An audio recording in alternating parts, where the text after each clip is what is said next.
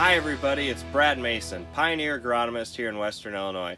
Wanted to talk through what the corn crop is going through currently and some of the decisions that are going to have to be made here in the next week or two. And that main decision I want to talk about is the fungicide application and whether or not we're seeing disease in our area. Everybody knows the disease triangle. We need a host, we need a pathogen, and we need the environment.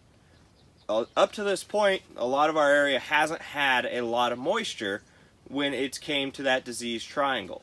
And as of last week, we were able to get a lot of rain in our area, and we're having these high humidity days and mornings where this crop is absolutely drenched in the morning here, and that provides a great environment for this pathogen to infect this host.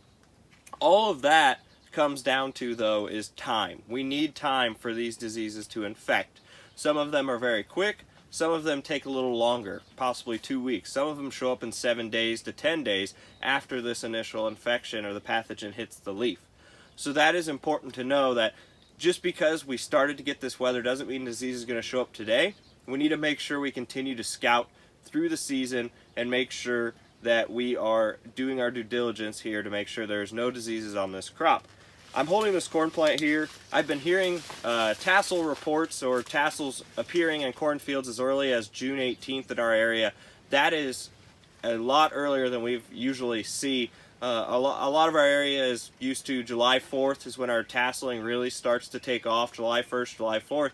So we are in a little bit of a different window. We're a week to possibly a week and a half ahead on a lot of our corn growth. So this plant that I'm holding in this field that I'm in, we have one leaf and then another leaf left before we have this tassel come out in this flag leaf. So we're looking at about 4, possibly 5 days until we see tassel, depending on the GDUs, depending on what the next couple days look like.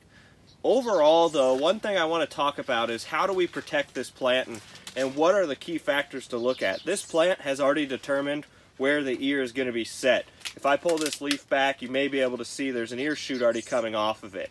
So the thing to think about is when we're in this canopy, I have this leaf, this leaf, this leaf, this leaf, and the leaves ahead. I have roughly 7 leaves that are going to be the powerhouse for this ear. And we need to make sure we're protecting those. So when I go out and scout, I always look to see where is the disease in reference to my ear leaf. And the reason that is because these are the leaves that are going to make sure we drive the power to this ear. And if we have disease creeping up on this ear leaf, we need to make sure we're protecting it. And the other thing to think about is every hybrid is different, just like you and I are different. We need to make sure that we are looking at how these products perform based on the research Pioneer has done for fungicides.